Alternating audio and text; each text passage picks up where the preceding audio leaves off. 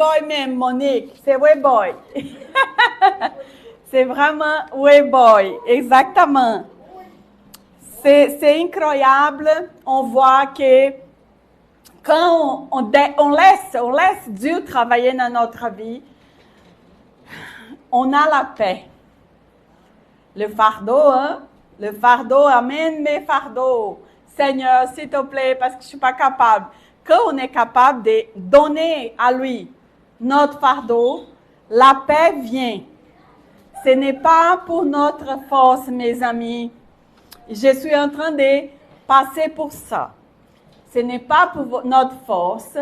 On ne peut pas contrôler les choses qui ne sont pas contrôlables pour nous. On doit lâcher prise. Mon mari dit toujours ça à moi. Lisa, lâche prise, chérie. Je dis, c'est pas facile des fois lâcher prise. Parce qu'on aime, on veut le meilleur. Mais c'est quoi? On aime avec un amour limité. Dieu aime avec un amour illimité. Hein? C'est comme ça. Donc, on va commencer aujourd'hui notre journée en train de saluer les frères et sœurs, en train de donner un câlin. Parle à qui vous n'avez pas parlé avant. Donnez un beau câlin. Il dit, le Seigneur est fidèle. Le Seigneur est fidèle. Amen.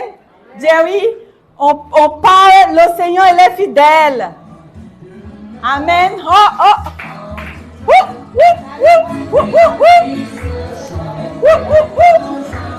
Dieu est bon en tout temps.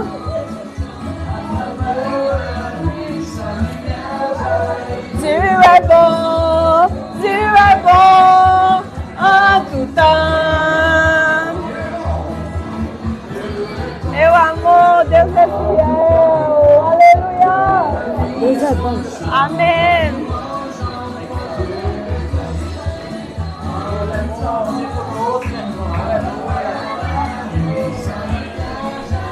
Dieu est bon en tout temps.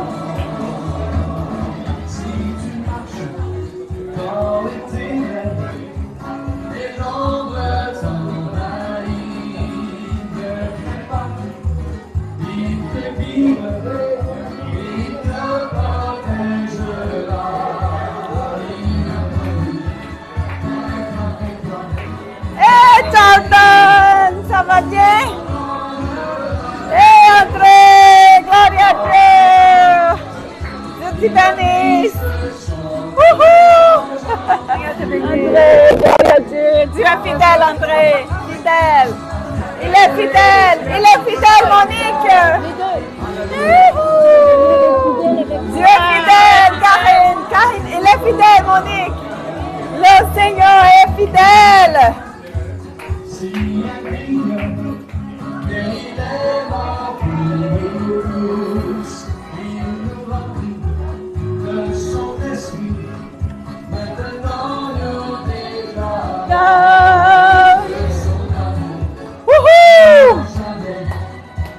Le Seigneur est fidèle.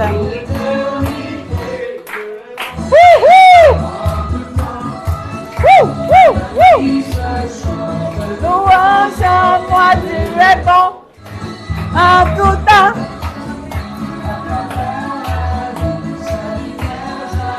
Dieu est bon en tout temps. Alléluia, gloire à Dieu. Merci Seigneur, merci Seigneur. Merci pour ton amour. Le Seigneur, il est fidèle, il continue fidèle. Il va toujours être fidèle. Amen. Amen. Une chose que je voulais partager, on était allé à un service aujourd'hui, le matin, Brigitte a chanté dans une église africaine. On était boostés, c'était merveilleux. Oh, c'est tellement beau visiter des églises, hein. C'est pourquoi ça me fait penser à nous. Les gens serrent, les gens courent partout, les gens sont là pour nous donner le soutien. J'ai dit, Seigneur, c'est tellement merveilleux avoir cette opportunité et le droit de te servir. Et on voyait, j'ai dit, aujourd'hui, je reconnais plus le travail des gens. Je suis capable de reconnaître plus une femme des pasteurs. Je suis capable de reconnaître plus un pasteur aussi. Des fois, ce n'est pas facile, mais Dieu, il est bon, il est fidèle, il nous remplit. Et le Seigneur avait parlé avec Brigitte aujourd'hui par rapport à son ministère, à le talent que le Seigneur avait donné à elle. Et il avait dit, tu n'es pas toute seule. Et je vous dis aussi, à chacun de vous qui est ici présent, vous êtes enfant de Dieu? Amen. Vous n'êtes pas toute seule. Vous n'êtes pas toute seule. Benoît, tu n'es pas toute seule. Vous n'êtes pas toute seule. Monique, tu n'es pas toute seule. Daniel, tu n'es pas toute seule, mon ami. Karine, Irmã Trindade, vous n'êtes pas toute seule. Teresa, vous n'êtes pas toute seule. Michel, Joey, Evita, vous n'êtes pas toute seule. Et ça fait tellement de bien. Mon ami au coin, là-bas, ça va? Tu n'es pas toute seule, mon frère. Dieu t'aime. C'est bon savoir et voir la manifestation de Dieu à travers de nous. L'amour, l'amour, l'amour. Et des fois, c'est difficile parce que l'amour, mon mari avait parlé aujourd'hui, l'amour, il ne prend pas pour nous. Il lâche prise, l'amour. Il aime, il aime. Et c'est ça qui va rester pour tout le jour de notre vie, c'est l'amour. Le plus important don que le Seigneur nous avait donné. Il savait qu'est-ce qu'il faisait. Dieu savait qu'on avait besoin. Il savait que c'est le plus important. Parce que l'amour, il corrige. L'amour, il apprend. L'amour, il attend. L'amour, il donne des câlins dans le moment difficile. C'est à travers de l'amour qu'on est ici. Pourquoi? Parce qu'on était aimés en première. On n'était pas capable d'aimer si on ne sentirait pas cet amour inconditionnel que c'est l'amour de Dieu. Donc, c'est magnifique de voir la transformation, les gens bouger, travailler. Je dis, oh Seigneur, c'est un honneur pour nous de voir ça. Amen. Une autre chose cette matin que le Seigneur avait me parlé, c'est que le monde naturel et le monde spirituel existent. Oui, c'est vrai. Naturel et spirituel existent. Et si toi, tu es dans le royaume de Dieu, dans le monde spirituel, les choses peuvent bouger dans le monde naturel à ta cause. Amen. Si tu es engagé avec le Seigneur du Seigneur, le Roi du Roi, les choses dans le monde spirituel, elle a pu bouger, elle a pu faire bouger le monde naturel qu'on vit présentement. Qu'est-ce qui manque dans votre vie que la puissance et l'amour de Dieu ne peut pas amener à sa réalité? L'amour de Dieu, la bonté de Dieu, la puissance de Dieu, elle a pu faire changer le monde naturel à cause de vous. Gloire à Dieu. Amen. Donc, ça, c'est le message que j'ai voulu partager aujourd'hui avec vous. Je ne vais pas m'éloigner, mais sache qu'il n'y a pas d'impossible pour notre Dieu. Vous êtes tous ici spéciaux pour le Seigneur. Vous êtes créés avec un but spécifique. Vous êtes créés avec un but spécifique. But. On boot. Exactement. Vous êtes créés avec un objectif. Un objectif, hein? Meilleur. Vous êtes créés avec un objectif spécifique. La parole de Dieu nous dit, j'ai été créé pour être prospère. C'est Balthazar?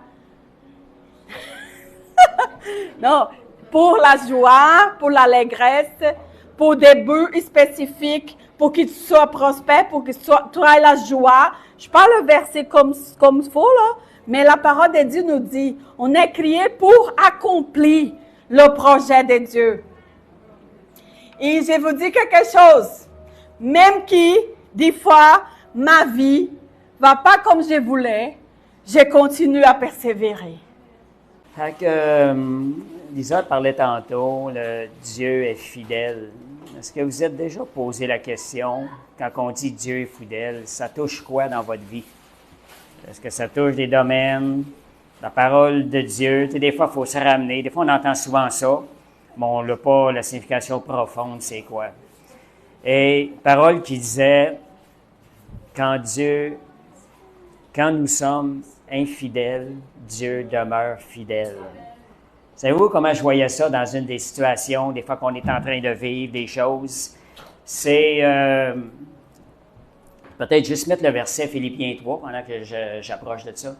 C'est nous autres, des fois, ça vous arrive-tu des fois dans votre vie de regarder en arrière des décisions que vous avez prises, puis de commencer à vous poser des questions, commencer à douter des décisions que vous avez prises. Et pourtant, quand vous avez pris ces décisions-là, vous êtes allé vers le Seigneur, vous avez demandé des directions. Puis quand vous vous confiez dans le Seigneur, ça permet le Seigneur de se met à agir dans les situations, de mettre sa gloire. Mais dans le sens opposé, quand vous commencez à douter, vous êtes en train d'enlever la foi qui était agissante dans la situation, dans votre décision, et ça ouvre des portes à l'ennemi. Quand je vous disais, mais l'idée, c'est vraiment quand on s'est confié, on garde la foi, on demeure dans cette situation-là. Quand on dit ici, nous sommes infidèles, Dieu demeure fidèle. Bon, on va regarder des promesses tantôt. C'est quoi la fidélité de Dieu, dans quelle situation? Et même si on a fait des fois une décision qui n'était pas celle qui était de Dieu pleinement, le Seigneur nous demande, il dit, même si toi tu es infidèle, moi je vais être fidèle envers toi. Alléluia. Je vais t'accompagner, je ne te lâcherai pas, je vais être avec toi partout dans ce que tu vas faire. Ce sont les promesses de Dieu. Fait que ne jamais douter. Le doute ne vient pas de Dieu, quelle que soit votre situation dans votre vie, quelles que soient les décisions que vous avez prises, regardez en avant. Seigneur, c'est comme ça qu'il veut qu'on marche. Et on va voir le verset. Ce n'est pas que j'ai déjà remporté le prix ou que j'ai déjà atteint la perfection, mais je cours pour tâcher de le saisir. Regardez, je cours. Quand vous doutez, vous êtes arrêté puis vous regardez en arrière. C'est tout l'opposé. Pour tâcher de le saisir, puisque moi aussi, j'ai été saisi par Jésus-Christ. Paul dit bien, je n'ai pas remporté le prix, je n'ai pas encore atteint la perfection. Il n'est pas parfait. Il y a des erreurs parfois. Et si on voit le prochain verset, « Frère, je ne pense pas l'avoir saisi, mais je fais une chose, oubliant ce qui est en arrière et me portant vers ce qui est en avant. » Prochain verset. Je cours vers le but pour remporter le prix de la vocation céleste de Dieu en Jésus-Christ. La vie chrétienne, avec les promesses que Dieu nous a données, là, on n'a pas le temps de regarder en arrière, puis de commencer à s'attarder, puis à commencer de douter. À moins qu'il y ait des choses claires, on a besoin des choses à prendre, c'est différent. Mais quand on s'est engagé à courir pour le Seigneur, on arrête de regarder en arrière. Seigneur, je t'ai fait confiance. Même si j'ai manqué, même si j'ai été infidèle, Seigneur, toi, tu vas demeurer fidèle. J'en ai juste un, OK. J'ai Alexandra. On va commencer avec Alexandra. Merci Seigneur.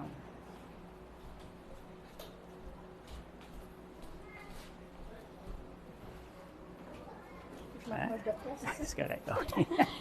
Allô la gang.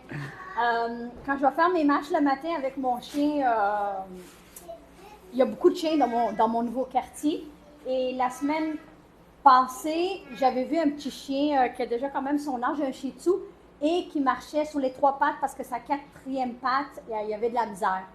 C'est que là, je la vois arriver, puis je trouve ça, j'ai de la peine parce que je vois le chien marcher sur 3 pattes. C'est que là, je commence à prier sur le chien, c'est que je l'approche de la madame, puis je lui demande qu'est-ce qui se passe. Elle dit, parce qu'il y a de la hanche, puis il file pas bien. Je dis, OK, c'est beau. C'est que là, je prie sur le chien. Mercredi passé, je vais prendre ma marche et je vois notre chien, l'autre bord, marcher sur les 4 pattes. Hey, écoute, moi, je traverse la rue.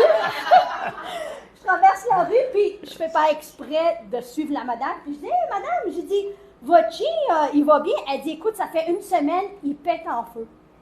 Là, moi, dans ma tête, je dis, eh ben oui, c'est vrai, si j'avais prié sur le chien, c'est que je savais que j'avais prié. Puis là, elle dit, il va super bien. Il voulait même sauter sur mon chien. Elle dit, tu vois, même, il est en pleine forme. Elle dit, il va super bien. C'est ça que je voulais remercier Dieu pour la guérison du chien. Merci Seigneur. Amen. Jésus, me voici devant toi, tout simplement dans le silence. Rien n'est plus important pour moi que d'habiter en ta présence, avec des larmes dans les yeux, ou plein de joie sur le visage, des rêves fous ou dangereux, un cœur qui recherche un rivage. Jésus, me voici devant toi, tout simplement dans le silence. Rien n'est plus important pour moi que d'habiter dans ta présence, avec l'orage ou le ciel bleu, avec ce monde et ses naufrages, ceux qui te prient ou bien tous ceux qui restent sourds à ton message. Jésus, me voici devant toi, tout simplement dans le silence. Rien n'est plus important pour moi que d'habiter dans ta présence. Quand viendra-t-il ton jour, mon Dieu, où j'apercevrai ton visage? Tu seras là, c'est merveilleux, les bras ouverts sur mon passage. Jésus, me voici devant toi, tout simplement dans le silence. Rien n'est plus important pour moi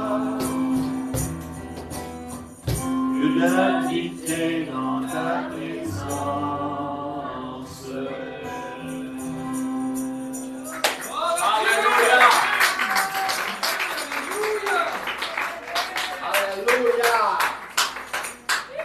The Pushation se nomme Ma maison, ta maison, parce qu'on est le temple de Dieu. Ma maison, Jésus, c'est toi.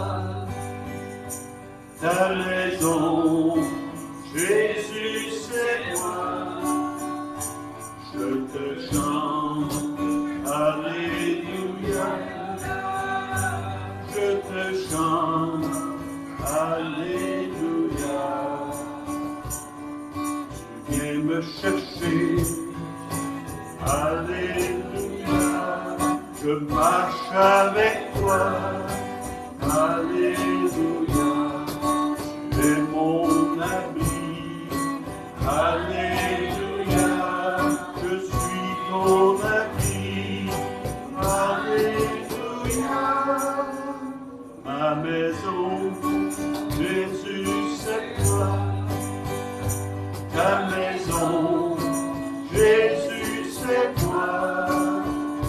Je te chante, Alléluia. Je te chante, Alléluia. Tu es mon repos, Alléluia.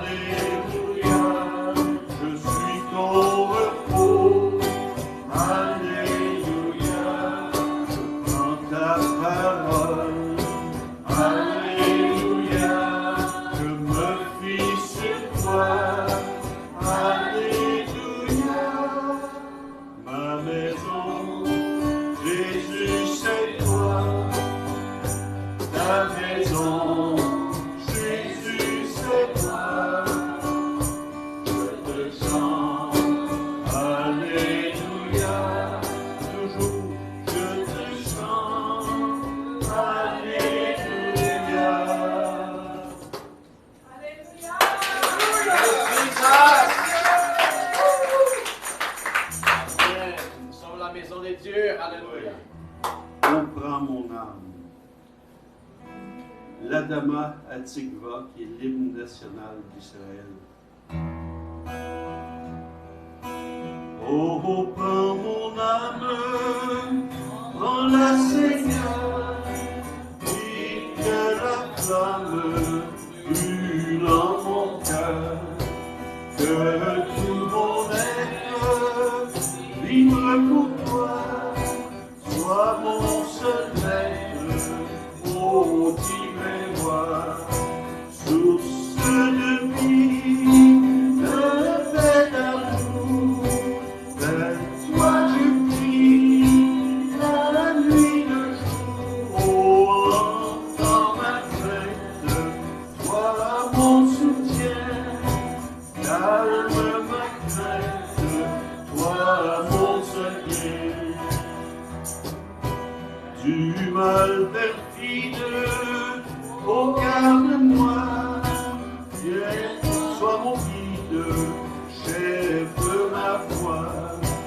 Dans la nuit voile, tout à mes yeux, sois mon étoile, brille dans les cieux, source de vie, de paix d'amour, vers toi je prie, la nuit le jour, oh, entends ma plainte, toi mon soutien, calme ma tête, toi mon seul bien. Voici l'aurore d'un jour nouveau, le ciel se dore des feux les plus beaux. Oui, Jésus s'apprête, pourquoi j'y le bon en tête, il va revenir.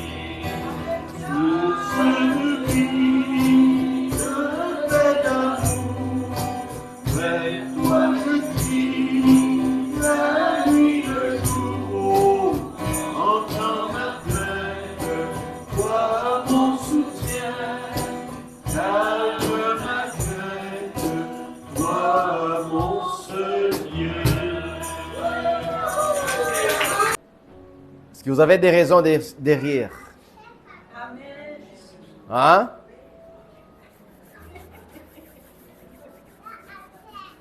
Est-ce qu'il faut aller dans un spectacle des comédies pour rire?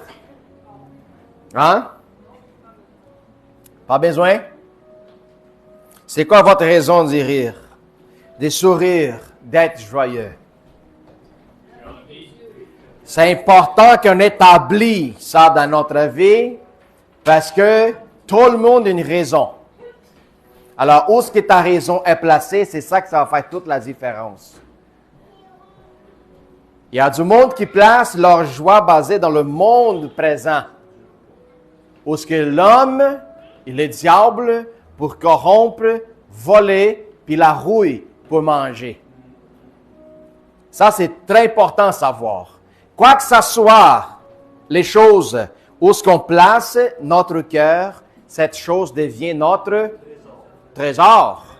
Alors, ton trésor est basé sur qu'est-ce que la terre et te donne, ou qu'est-ce qui est basé à propos de qu'est-ce qui parle à propos de toi, les seigneurs. C'est important à savoir. Si tu grandis avec cette mentalité, ça va changer ta vie, ça va changer ton entourage. Puis ça change le paramètre de notre vie pour de ceux qui t'entourent. Si je vis dans ça, ma vie, elle va produire un impact. Puis nous sommes appelés pour causer d'impact dans des vies. Des gens qui ne produisent pas de différence dans la vie d'un prochain, c'est des gens morts. C'est des gens qui n'ont pas un différentiel dans leur vie. Quand tu observes quelqu'un qui a une vie de succès, ça te tire l'attention en te demandant « Wow, qu'est-ce qui se passe dans la vie? Comment il est arrivé? Comment il a achevé ça? Comment? » Hein? Qu'il soit dans le succès de la vie, qu'il soit au niveau conjugal, qu'il soit au niveau même scientifique, ou même un homme des dieux qu'on voit qui est dans la télé, qui est très connu Puis on se pose la question, qu'est-ce qu'il y a de différent? Pourquoi? Parce que ça attire la curiosité de beaucoup du monde. Parce que c'est ça qui manque. Est-ce qu'un homme qui, Dieu l'utilise beaucoup plus, est-ce que pensez-vous qu'il lui a quelque chose de plus que nous autres? Pas vraiment. Parce que le Seigneur, il donne à tout le monde la même mesure. La même. Le problème, c'est que combien tu veux te vider de toi-même? Combien de couches tu veux enlever devant tes yeux pour que tu regardes plus loin? Si je vous donne des lunettes sales, complètement, puis je dis, porte tes lunettes. Tu vas la mettre, vas-y, je ne suis pas capable de voir très bien. C'est simple. Nettoie ta vue. Tu vas voir plus loin. Puis qu'est-ce que ça va nettoyer à l'intérieur de nous autres? Plus que nous insérons la parole, plus qu'est-ce qui est embrouillé dans notre vie, ça va s'en aller. Pour que la parole est plus claire, puis que notre perception, elle est plus claire encore.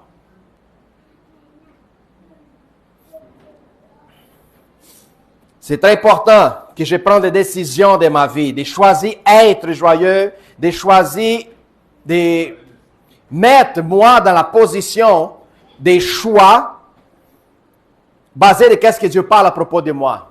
Pas à propos de la circonstance, pas à propos de qu'est-ce que je suis en train de vivre. Ma circonstance ne peut pas déterminer mon identité.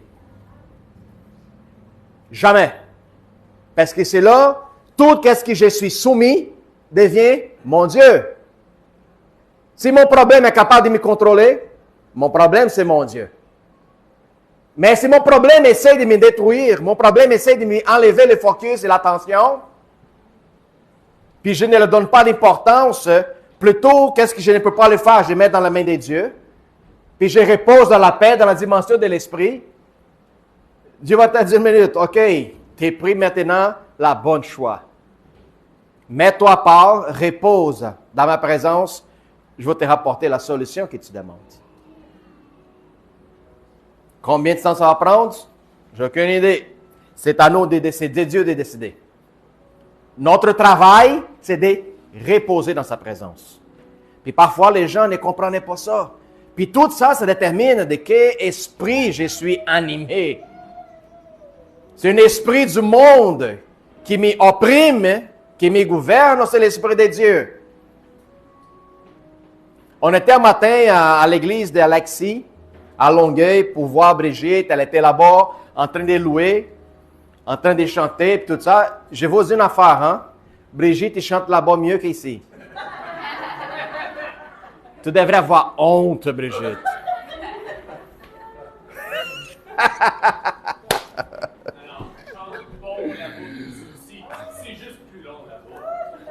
Ah, ouais. Oui, alors, on va mettre plus de pression sur Brigitte, OK? Oui. Plus qu'on va la squeezer, plus que Dieu va sortir d'elle. Wow! Alléluia, gloire à Dieu. Puis on peut faire la même chose avec Daniel aussi. Hein? Alléluia. On va squeezer les gens qui Dieu a donné le talent de louer pour que cette louange, ça rapporte pas qu'elle vienne d'eux-mêmes, mais ça brise l'atmosphère des gens qui sont parfois rancuniers, les gens qui ont venu avec une lourdeur, peu importe à la cause, puis à travers de la louange, là, ça va briser ça. OK? Dieu t'utilise dans la prophétie, vision, interprétation, tout ça. Alors Dieu veut s'en servir dans la louange. Le moment quand tu vas ouvrir ta bouche puis tu vas louer, ce n'est plus toi. Tu es juste un outil. C'est ça que Dieu a besoin. Tu es un outil, je suis un outil. Fais ton travail d'outil, puis laisse l'Esprit opérer. C'est tout. Amen. Puis alors, c'était formidable. Le matin, on se connectait là-bas.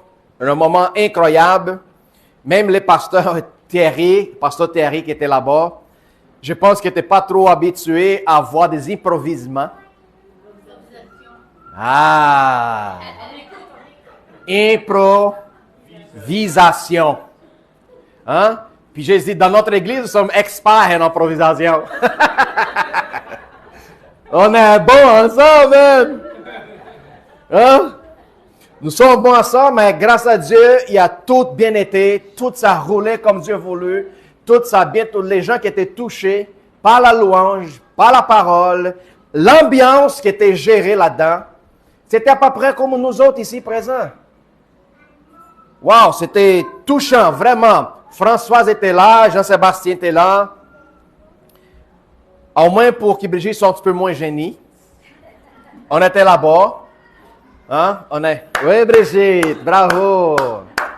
On l'encourageait. Mais tout s'est bien sorti. Puis Brigitte a invité la madame qui prêchait la parole de Dieu à elle lorsqu'elle l'a ramenée à Jésus.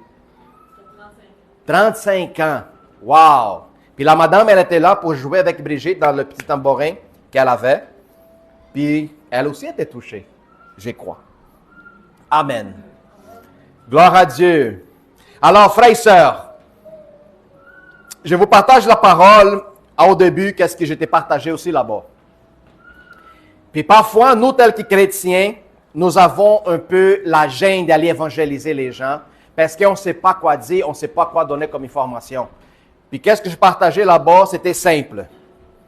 Tu ne peux pas s'y tromper quand tu vas parler à propos d'amour. Pourquoi l'amour ne se trompe jamais? Tu ne sais pas quoi dire aux gens? Alors dis-là, le Seigneur t'aime. Mais pas l'amour que tu penses. Un amour au-dessus de tes expectatives, de tes croyances. Un amour que tu n'as jamais connu. Là, tu ne peux pas se tromper quand tu évangélises à quelqu'un. Parfois, les gens pensent devant nous autres, puis tu les dis, tu veux connaître l'amour? Les gens qui arrêtent plus souvent, c'est les femmes.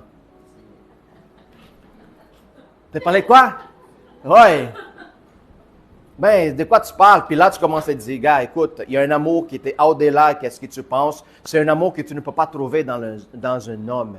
Ce n'est pas un amour que tu ne peux pas trouver dans ton père, de ton fils. Ce n'est pas un amour maternel. C'est un amour supérieur au-dessus de ce que tu imagines ou ce que tu penses. Puis là, ça va tirer la curiosité des gens.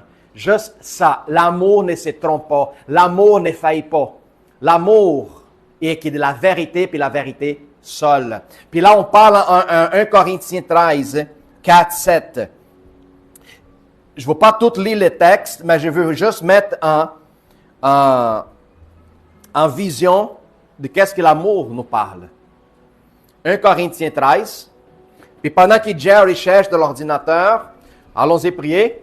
Père éternel, on te remercie au nom de Jésus pour cette dimanche. Merci infiniment pour ton amour qui est versé sur nous autres ce matin. Merci pour partager, Seigneur, l'expérience merveilleuse dans ton royaume et dans ce moment présent. Merci, Seigneur, pour nous utiliser. Puis nous sommes en train de te retourner cet sacrifice, Seigneur, des louanges agréables à toi, Seigneur, qui c'est notre culte rationnel. Seigneur, nous t'y aimons en toutes les possibilités de notre vie parce qu'on sait que tout vient de toi et tout retourne à toi. Père, que la parole soit pénétrée dans notre vie, Seigneur, comme une épée, comme une semence, Seigneur, qui puisse grandir, Seigneur. Puis je réprime, puis je chasse tout l'esprit de confusion au nom de Jésus. Maintenant, Saint-Esprit, manifeste en nous, Seigneur, de plus en plus, anime notre joie en sachant la vérité et qui nous sommes en toi, Jésus. Amen. Alléluia. L'amour est patient. Elle est plein de bonté. Il y a quelqu'un qui a problème de patience ici?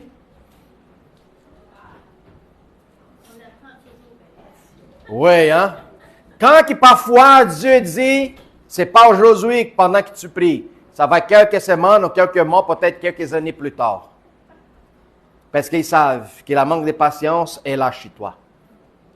Et elle est pleine de bonté. L'amour, la seule chose qui passe dans la compréhension de l'amour, c'est faire du bien. C'est pour ça qu'une personne qui a une pensée basée dans l'amour, elle ne pêche pas. C'est qu'est-ce qu'on lit les dimanches passés. L'amour ne peut pas pécher. Parce que la seule chose qu'il pense, c'est de faire la bonté. Point final. L'amour, elle n'est point envieuse. L'amour, elle ne se vante point. Elle ne s'enfle point non plus d'orgueil. Alors, l'envie, c'est une chose qui ça touche beaucoup l'humanité. Hein? L'envie, les pensées, je trouve, je pense, je ressens. Puis ça, c'est problématique. Parce que l'amour, ses envies, ce n'est pas basé à quoi que ce soit, les sentiments, l'émotion. L'amour, vous allez voir, qui est basé sur la vérité. Point final. Elle ne fait rien de malhonnête. Elle est toujours, même au point que si l'amour, il y a la perte dans ses affaires, c'est pas grave. Pourquoi? L'amour, elle est plutôt, elle est prête à recevoir la perte, qu'elle soit être frauduleuse. OK? Elle ne cherche point son intérêt. Wow!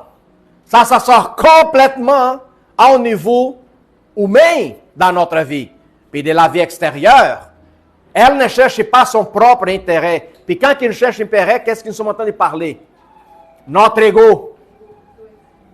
Notre ego veut nous satisfaire, veut nous assurer. Qu'est-ce qui est bon, important pour moi, puis toi, je m'en fous.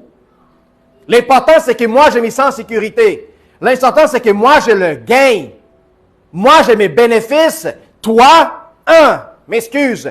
Plus tard, ou jamais, ou n'importe quand, l'amour ne voit pas son propre intérêt. Pourquoi? Parce qu'un amour, il ne manque rien. L'amour, il n'est pas la manque. Alors, de quoi qu'il va avoir son intérêt? Zéro, aucune. Si je gagne, alléluia. Si je ne gagne pas, alléluia pareil. Ça change toute notre perspective. Parce que l'être humain, le but, le rationnement, le raisonnement humain, il veut toujours passer par-dessus de l'autre. Dans le but de grandir, d'avoir, de conquérir, d'accumuler de plus en plus. Pendant que l'amour dit, si c'est pour passer par-dessus de l'autre, je ne veux rien savoir. Non, mais tu vas avoir un gros profit, tu vas gagner. Zéro. Laisse-moi tequel. Laisse-moi tequel. Il ne cherche pas son intérêt, il ne s'irrite point. Il faut que je travaille là-dedans. Hein? Il y a du monde ici qui sont pas mal irrités parfois pour des petits commentaires, de quelque chose qui les dérange. Ah non, mais moi, j'aime pas ça. Ah non, je ne vais plus à l'église à cause de ça. Hein? Je ne retournerai pas parce que Benoît me regarde des croches. Hein? Les madames, ben, je ne retournerai pas à l'église parce qu'ils ont parlé de mes cheveux. Hein? S'irritent n'importe quoi, n'importe qui, avec n'importe comment, personne, tout ça. Ils sont toujours dérangés pour n'importe quelle raison.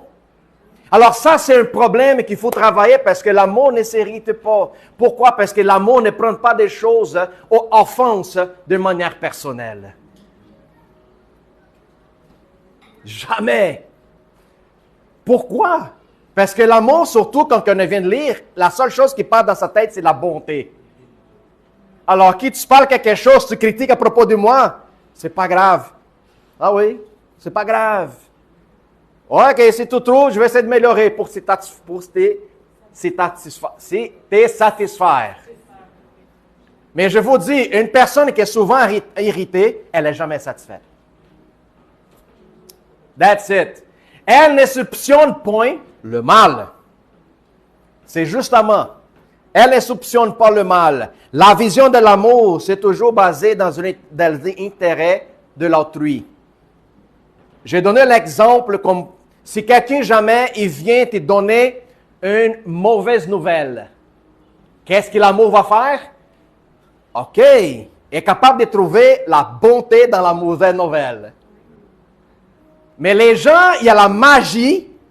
Quand tu viens avec une bonne nouvelle, extraordinaire, les gens vont dire, ouais, mais il y a l'autre chose aussi que ça marche pas. Les gens sont spécialistes en détruire des bonnes nouvelles. Pourquoi? Parce que les autres soupçonnent toujours le mal. Par contre, que l'amour, il ne voit pas des points de mal, peu importe la situation puis la circonstance. Il y a bien du monde qui dit, oh, mais la fin du temps arrive, la fin du temps, puis tout ça. Je dis, c'est le temps que nous attendons.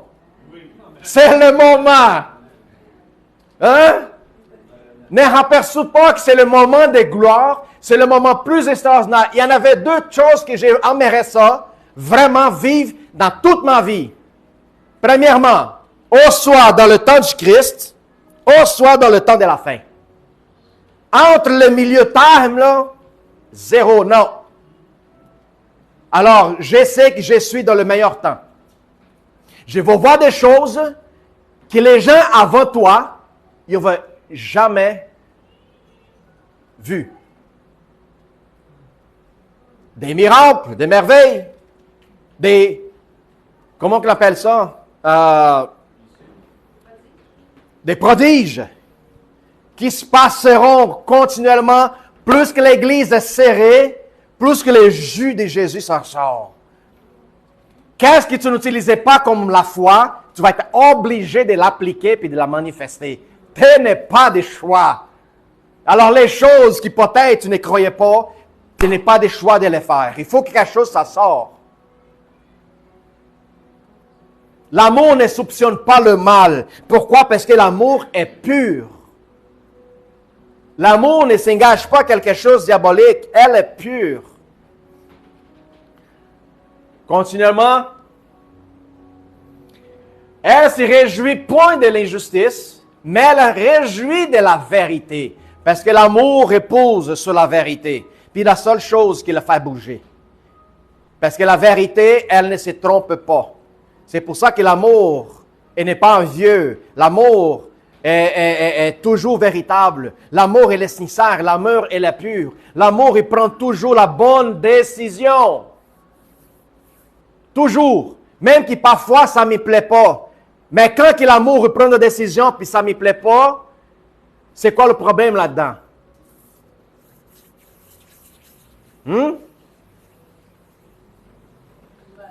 L'amour, il est venu sur terre, la forme de Christ. Il marchait parmi nous. Il manifestait que l'amour. Puis qu'est-ce qu'ils ont fait avec? Est-ce que c'était lui le problème? Non, c'est justement le cœur de l'homme. Ne pensez-vous pas qu'une fois que vous allez manifester de l'amour, vous ne serez pas rejeté? Il y a un amour bizarre qui opère maintenant dans le système que nous sommes en train de vivre, où ce que les gens disent, ah, ben, l'amour, c'est l'amour. On accepte tout. Oui, même si tu t'appelles un genre bizarre de n'importe quoi, on accepte parce que l'amour est l'amour. Puis là, je pose la question, alors quand tu es soif, pourquoi tu ne vas pas boire de l'eau de la toilette? Ah non, c'est dégueulasse. Ouais, mais l'eau, c'est l'eau. Mais l'eau, c'est l'eau. L'amour, c'est l'amour. L'eau, c'est l'eau. Quoi la différence? Ah, tu dis que l'eau de toilette est différente de l'eau de robinet. Alors, je t'ai dit, l'amour du monde, ce n'est pas pareil de l'amour de Dieu. Puis les gens trouvent bizarre quand on pose des situations comme ça, que ça ne fait pas de sens. Les gens, ils veulent détourner la parole à leur propre bénéfice. Vous voyez comment il est capable de détourner la parole dans un cheminement que ça peut faire beaucoup de monde tomber et s'y tromper là-dessus? Amour, c'est l'amour. Oh, m'excuse, ça ne marche pas de même. L'amour de Dieu est basé qui non, c'est sur la vérité. Il se réjouit quand il voit la justice se produire. On sommes dans le 7, le prochain, Jerry. Elle excuse tout. Ça va dire l'amour est facile à pardonner, à libérer les gens. Elle croit tout, elle espère tout, elle supporte toutes choses. Wow!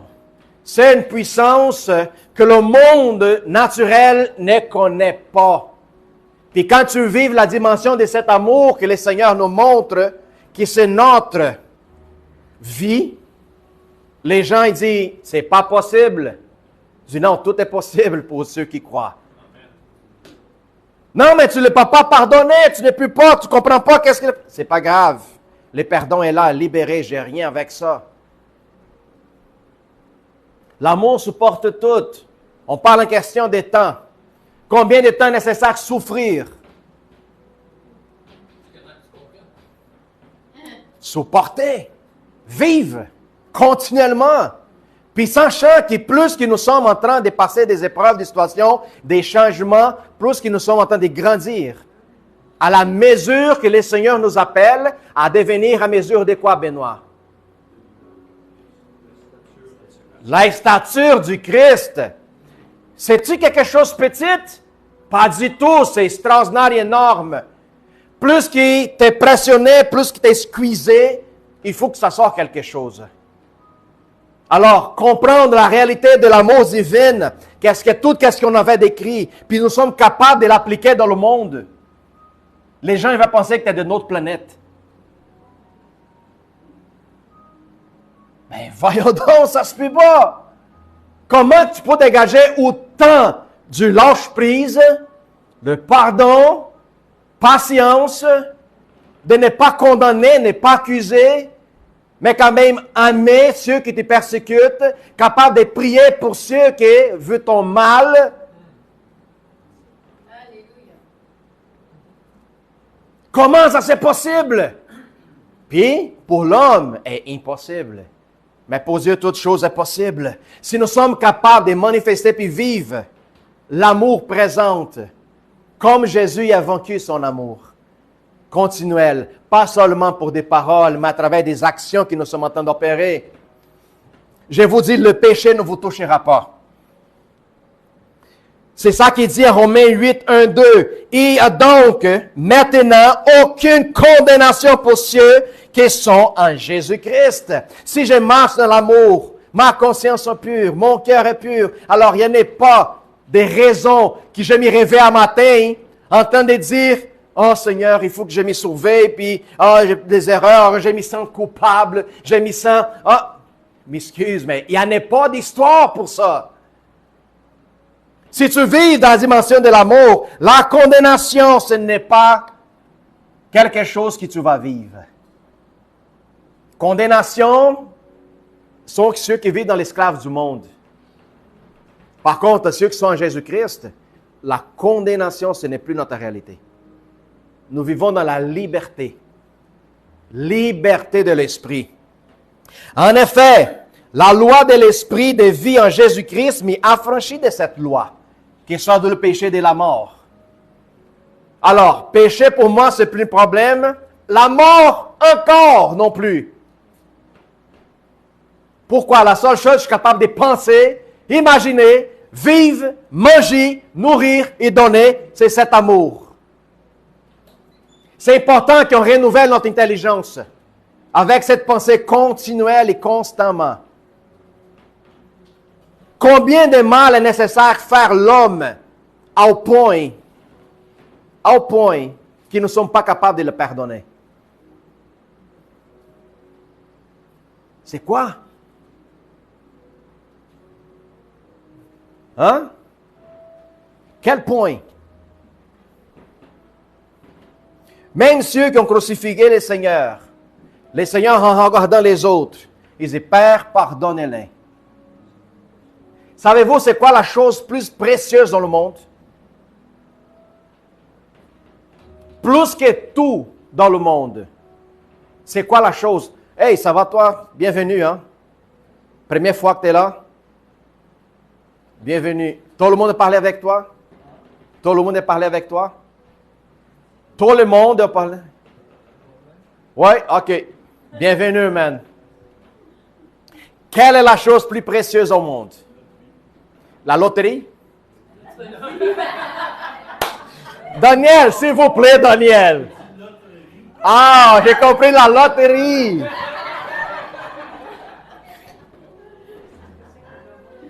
Oui, notre vie, c'est la plus importante au monde à garder.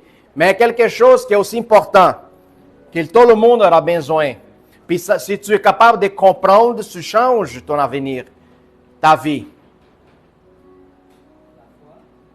La foi, c'est important. Mais la foi, elle vient à travers de quoi? Non, la foi vient à travers de...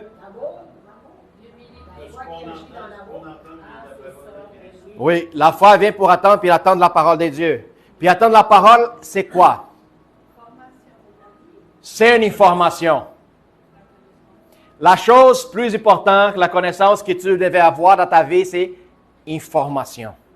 L'information change tout dans ton avenir. Comme Daniel il vient de dire, si tu connais le chiffre de la loterie de le lendemain, cette information, ça va te changer complètement. Hein? Puis la parole de Dieu, c'est une information que l'homme a besoin de savoir pour changer son avenir. L'information change. Tu veux connaissance? Quel livre on devait lire? La Bible. Mais il y a un livre spécifique dans la Bible. Proverbes. Sagesse. Justement, l'information à propos de la vie, comment se porter, comment agir. Proverbes, il nous parle beaucoup de ça. Salomon, on sait que c'est l'homme plus sage. Il est devenu le plus riche, le plus fort, le plus tout. Pourquoi? Parce qu'elle avait l'information avant tout le monde. Alors, oui. Alors, l'information, c'est ça qui libère. Qu'est-ce qu'il dit de sa parole? La vérité vous affranchira. Mais quelle vérité? Elle vient à travers d'une information qui est transmise et qui est passée un vers l'autre. Si tu n'es pas au courant de cette information, tu ne comprends pas c'est quoi ton salut. Tu n'imagines même pas que le salut existe. Puis à cause de la manque, le peuple est en train de périr. Alors l'information, elle est plus valieuse que l'or, que perles, que diamants, que n'importe quoi. Si tu connais l'information, tu es un pas devant tout le monde. L'information que le Seigneur nous donne, qui nous ranime à notre foi en lui, ça nous fait commettre des choses incroyables, comme prier pour les malades, comme avoir des visions, des rêves, interpréter des choses, discerner des informations. C'est très important. Puis dans ce mot, information, c'est deux mots ensemble. Info, action. Ça va dire, quand tu as accès à cette information, tu ne peux pas rester sans rien faire. Il faut que tu bouges. Une action, il faut que soit appliquée à elle. Pourquoi? Pour qu'elle devienne la existence. C'est comme la parole de Dieu. J'ai pu lire la Bible 1000 fois dans ma vie. Mais si je ne la produis pas, si je ne l'applique pas, la vérité, elle ne devient pas ma réalité. C'est important. C'est une information applicable dans ma vie. Dans l'école, ton travail, ta famille, à l'extérieur, peu importe la cause ou ce qui te l'applique.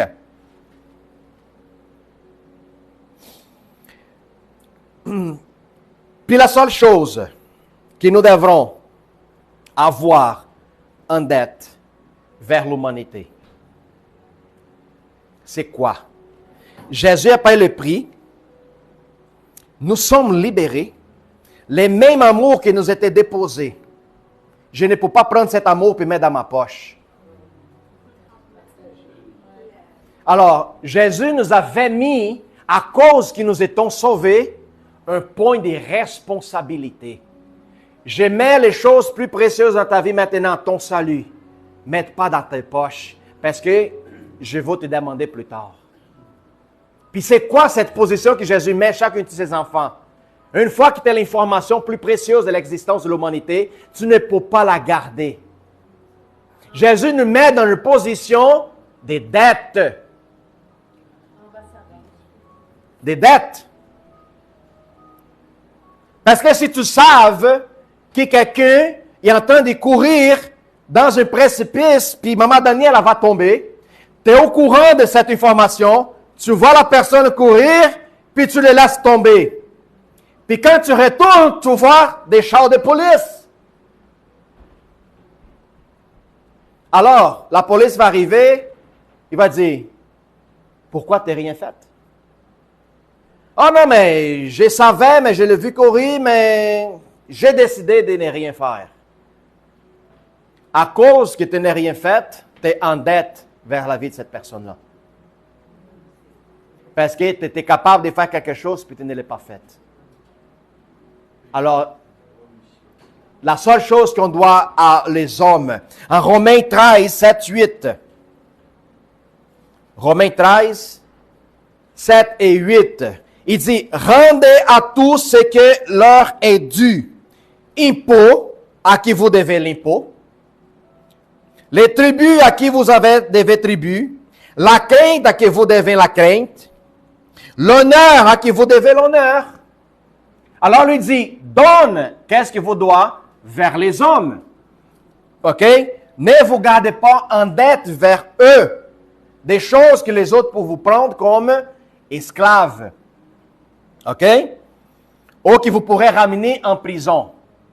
Dans le verset 8, il dit, ne devez rien à personne, si ce n'est de vous aimer un les autres. Car celui qui aime les autres accomplit la loi. Chaque personne que vous voyez sur la rue, chaque être humain, chaque personne, vous êtes en dette avec les autres. C'est quoi cette dette? L'amour. Un amour que vous avez connu, puis qui maintenant nous sommes en responsabilité de la partager, de la donner. C'est ça notre dette vers notre Seigneur. Jésus, à un moment donné, va regarder Balthazar et dire, t'as compris la dimension de ton pardon? Oui. T'as compris que j'ai pris ta place? Oui. Tu sais combien de sang qui étaient versés pour des vies? Oui. Mais pourquoi tu n'as rien fait? La seule chose que je te demande, c'est d'aimer ton prochain. C'est la seule chose qu'on doit à notre semblable, c'est cet amour. C'est cet partage. Alléluia. Puis cet amour m'enlève complètement de la normalité humaine. Peu importe ce que vous êtes. C'est pas normal être normal. C'est pas normal être normal quand nous connaissons le Seigneur. Nous devrons faire des choses exceptionnelles. Qu'est-ce qui ça fait quand tu fais quelque chose que personne n'attendait que tu ferais ça? Ça attire la curiosité. Puis c'est ça que Jésus faisait. Quand il commençait à parler, puis quand il commençait à guérir, qu'est-ce qui est arrivé? La folie. Vouf! Au point que les soldats romains étaient obligés d'intervenir. Parce que chaque rassemblement, les autres pensaient que c'était la rébellion. Mais quand les soldats ils venaient pour diviser le monde, écoutez Jésus parler. Puis qu'est-ce que les autres faisaient? Attends une minute. Aucun homme n'a parlé comme celui-là. Il ne voit pas qu'il y a des violences. Même les soldats romains étaient séduits par la parole du Christ. Alors, vous voyez comment c'est différent quand nous sommes dans cette dimension d'amour, que nous ne marchons pas dans la normalité de l'homme, que nous faisons plus que ce que l'homme met sur nous autres comme perspective. Là, ta lumière va briller. Là, ta lumière va jaillir. Là, les gens vont s'impressionner puis vont dire, véritablement, tu es serviteur du Christ. En Psaume 1, 6, Psaume 1, des 1 à 6. Sois joyeux, frères et sœurs, en tout le temps. Ne laisse que personne vole ta joie. Personne absolument. Même que ce soit ton conjoint, ton mari, ta femme, tes enfants, ne laisse personne dérober ta joie. Elle t'appartient des droits. C'est pas ma femme qui a payé le prix pour moi, c'est Jésus. Alors j'ai place dans le bon endroit. C'est pas ton mari qui a payé le prix pour ton salut, c'est Jésus. Alors ne mette pas la raison de ta joie sur ton mari ou sur tes enfants. Peu importe, ton travail, Peu importe. Il y a des gens qui mettent la joie dans leur char. Oui, il y a des gens qui changent de voiture à chaque année pour qu'ils nourrissent sa joie. Non, place pas ta joie dans ces endroits-là. C'est déception. Alors, quand je veux me réjouir, je sors de la maison, j'ouvre la porte patio, je m'envoie à ma cour, puis je commence à glorifier le Seigneur. C'est pas que ma joie, elle est partie. Non, mais le monde essaie de la réduire. Alors, qu'est-ce que j'ai fait? J'ai mis vide, j'ai mis des puits de moi-même, puis qu'est-ce qui est déjà là-dedans? Fait whoop, ping, ping, ping, ping, ping, ping, ping. Yes! Alors, je refuse la situation que ma joie soit dérobée. En aucune manière. Il y a des gens qui se battent pour 5 pièces. Imagine-toi.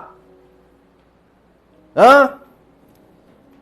Tu veux voir deux Juifs en train de se battre? Non, on ne parle pas ça, Jerry? Pourquoi tu ris? Oui. Alléluia. On a trouvé Psaume 1:6. Psaume 1, de 1 à 6.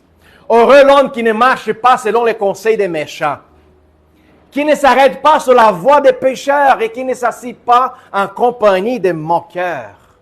Alléluia, gloire à Dieu. Laquelle dimension que nous sommes, mais qui trouve... OK, on continue. 2. Mais qui trouve son plaisir dans la loi de l'Éternel et qui la médite jour et nuit. Qu'est-ce que Dieu est en train de dire? C'est pas une question que beaucoup de chrétiens qui se sentent coupables, disent « Oh, mais j'ai pas lu la Bible aujourd'hui, je m'en vais à l'enfer. » Non, tu ne vas pas à l'enfer. Méditer la parole en jour et nuit et être conscient de ta réalité. Qu'est-ce qui t'a accompli? Qu'est-ce que Jésus fait de toi? Comprends ta nouvelle naissance. En train de marcher en action de grâce. Marcher en gratitude. Lire la parole, oui, elle est importante, mais c'est ta conscience où ce qu'elle est placée.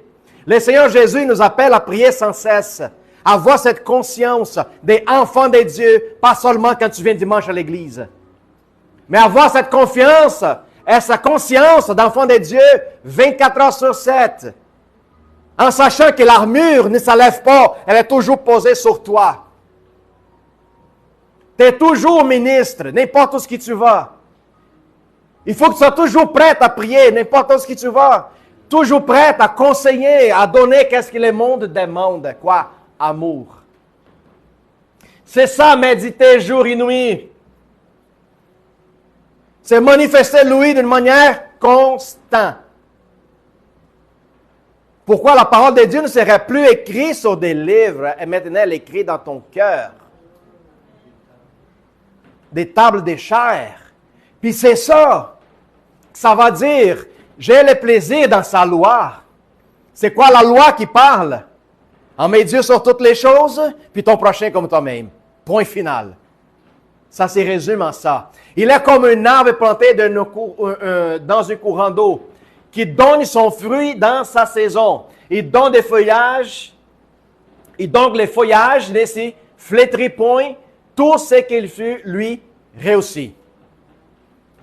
Lui, réussit. Quelle position de réussite, c'est ça qui nous parle? Hein? Je pose la question, là. C'est important quand on se pose la question pour qu'on trouve la réponse. Laisse que l'Esprit nous parle. Tout ce qu'on fait réussit. Pourquoi? Parce que je suis planté dans les ruisseaux. Mes racines sont engendrées en lui. On a parlé tantôt à propos de l'amour. L'amour ne se porte pas à propos du gain, ne se porte pas à propos de la perte. Mais tout ce que l'amour fait, pour lui, c'est une réussite. Pourquoi? Parce que l'amour gagne de l'expérience à chaque chose. Il y a du monde qui pense qu'il va vivre en Jésus seulement dans le point de victoire. Victoire! Quand arrive quelque chose de mauvais, il dit « Oh non, c'est pas Dieu, c'est le diable. » M'excuse! Mais Dieu peut manipuler des choses au point de nous faire grandir. Parce que si Dieu savent que mon cœur est placé dans l'amour, il veut me faire grandir, je ne dirais pas que lui, que c'est le diable qui est en train d'agir, que c'est plutôt qui est en train de me montrer des choses nouvelles. Le diable, pour ceux qui marchent dans l'amour, le diable, ce n'est pas même une question. Non! C'est toi qui donnes le pouvoir au diable, en train de dire que chaque problème, c'est le diable. Tu donnes le pouvoir. Puis le diable dit, ben, j'ai rien fait. Mais les chrétiens aiment ça. Donner les problèmes. Mais c'est le diable. T'as-tu compris que la vie, pour elle seule, elle est déjà difficile? Vivre dans le monde où tout est corrompu. Parfois, le diable n'a même pas besoin de faire des efforts chez le chrétien, parce que lui-même, il rentre dans la culpabilité. Mais si tu marches dans l'amour, où toute chose, gain ou perte, pour moi, c'est une réussite.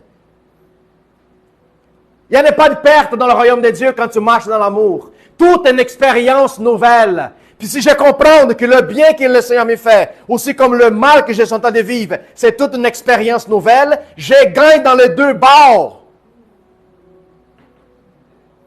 Parce que ma expérience va me rendre dans une situation de maturité au point que je serai inutile pour un frère et soeur qui est en train de commencer. C'est ça la beauté du royaume. J'apporte des fruits parce que je suis enraciné à lui, dans le bon temps comme dans le mauvais temps. Alors, on n'a pas de raison de pleurer. Il y a bien du monde qui a des rêves, il y a bien du monde qui a des situations. Mais si ton rêve n'arrive pas, qu'est-ce que tu vas faire? Hein? Dieu ne ment pas? Dieu ne ment plus?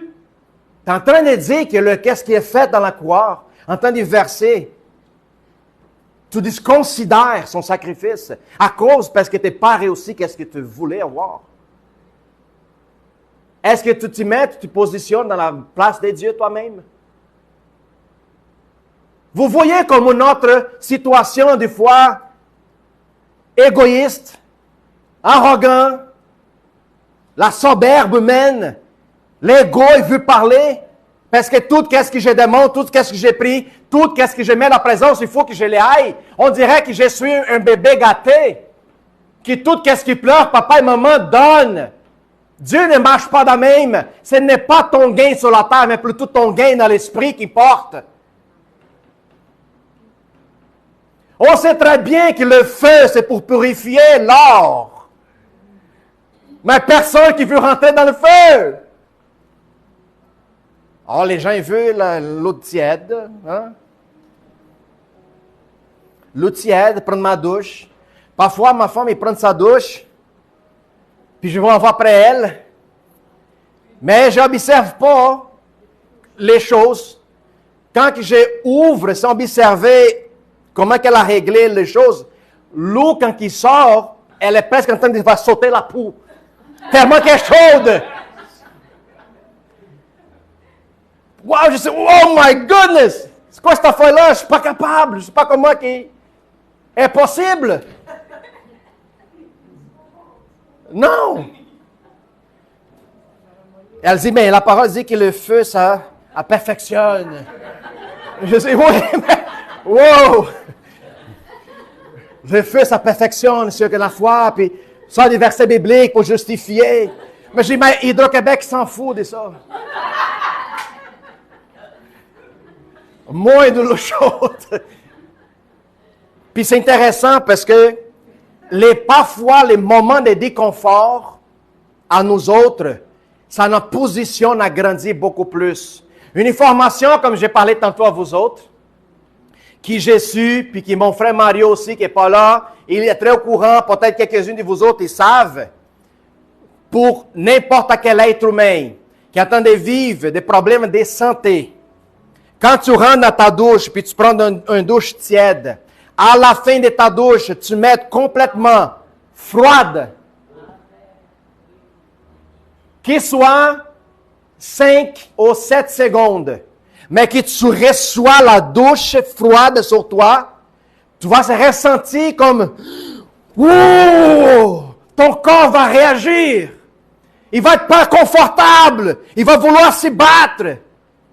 Mais vous n'avez aucune idée le bénéfice que ça cause à l'intérieur de vous autres. Oui. Au niveau hormonal, au niveau parasitaire, au niveau énergétique, système immunitaire, il est boosté raide. Une douche froide, 5 secondes après, avant que tu aies fini ta douche.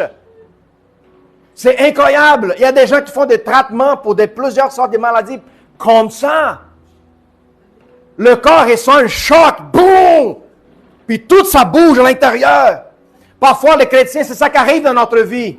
Tout va bien, tout est confortable, Dieu me bénit, regarde, rien qui se passe. Hein? C'est triste. Un chrétien qui n'a pas des épreuves est triste. Pourquoi? Parce qu'il n'y a pas d'évolution. On est capable de voir ça dans le monde naturel, mais on n'est pas capable d'accepter dans le monde spirituel. Quand Dieu veut nous aider en train de nous donner un petit boost. Quand que je suis très commode, parfois je ne vois pas de grandes choses, je dis, Seigneur, tu n'es pas quelques-uns démons ici pour que je leur batte. Il n'y en a pas quelques-uns qui traînent pour que je leur chasse,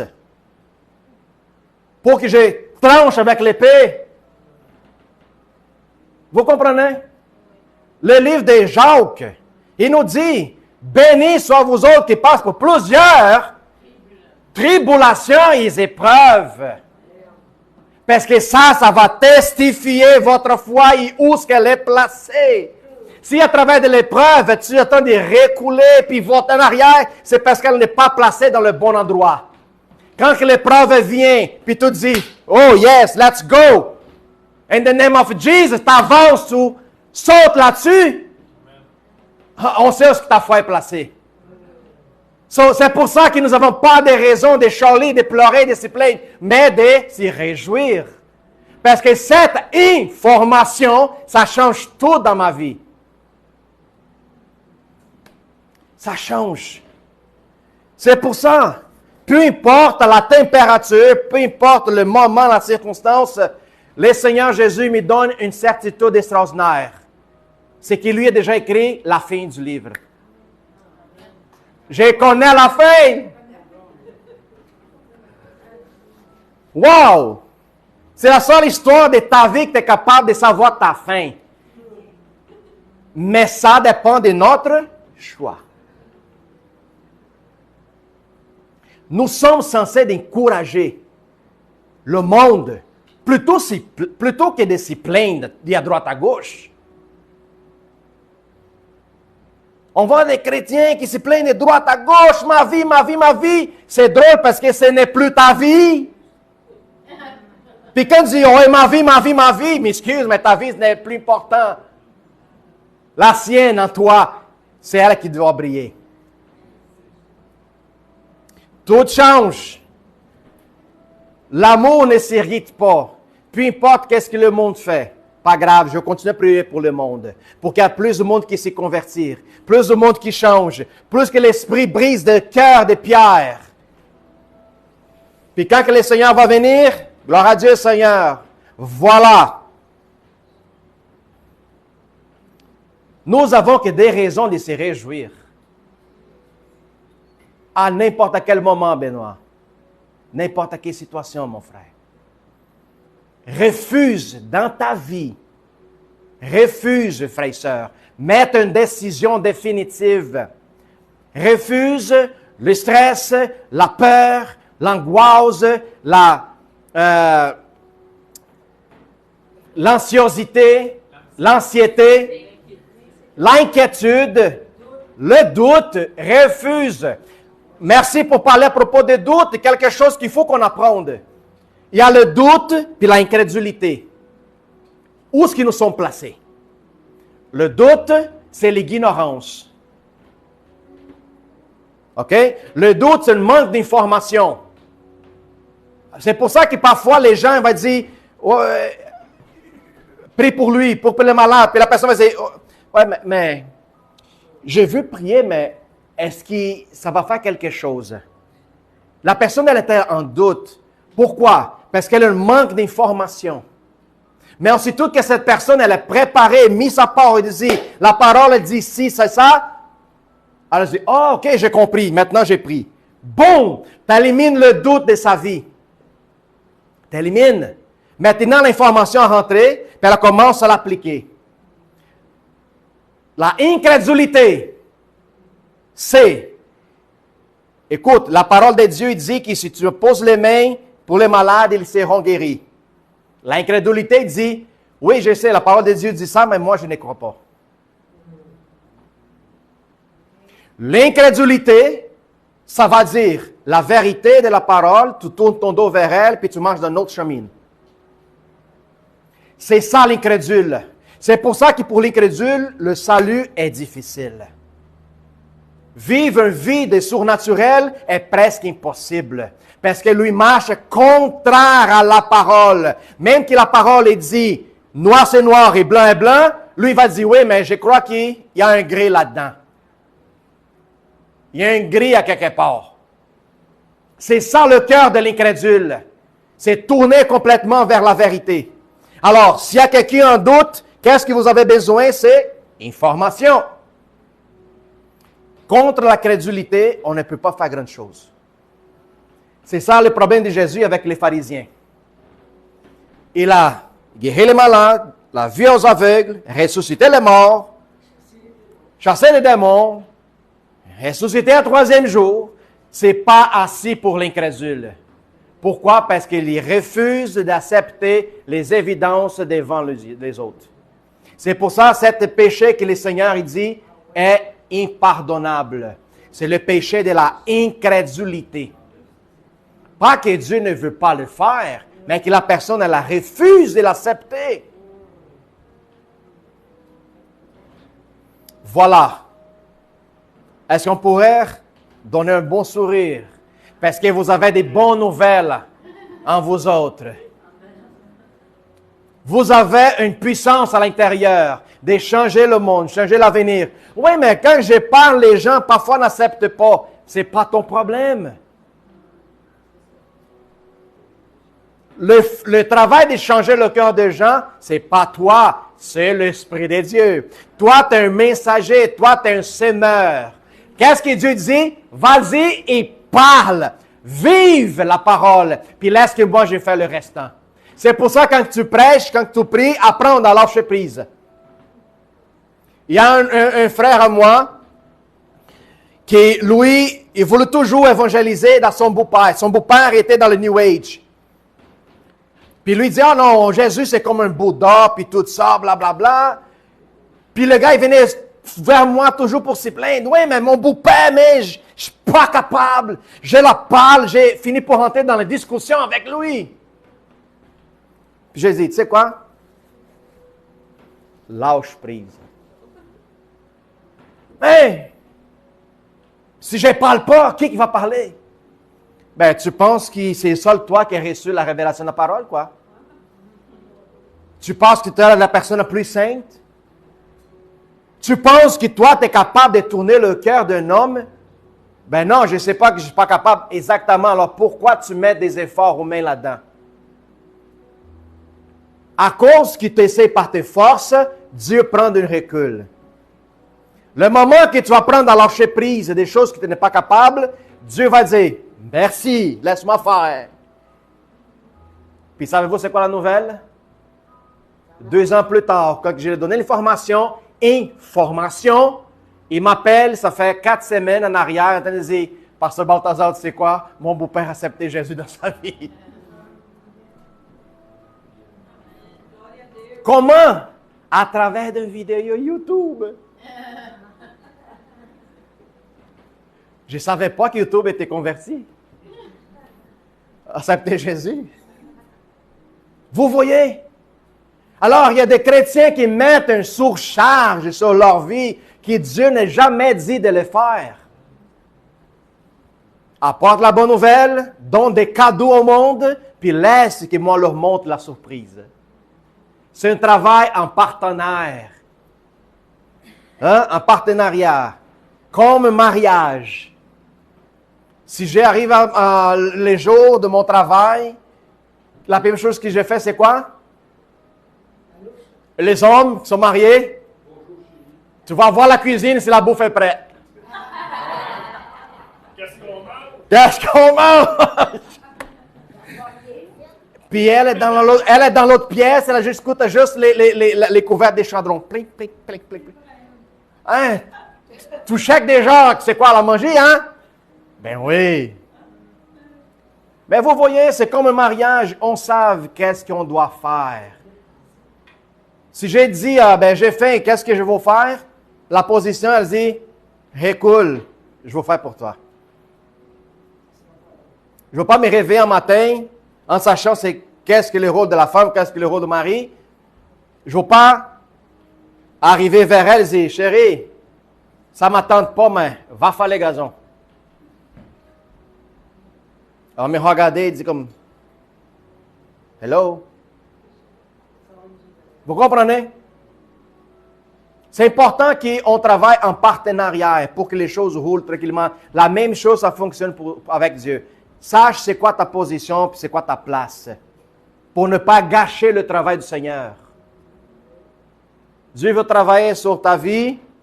J'ai un travail à une certaine limite. Après ça, mon travail, c'est je vais mettre en genoux et je vais prier pour sa vie. Pour que l'Esprit la parle. C'est Dieu qui brise le cœur. C'est Dieu qui transforme, qui change. Nous devons apprendre ça, puis lâcher prise. Amen. Thank you, Jesus. Alors,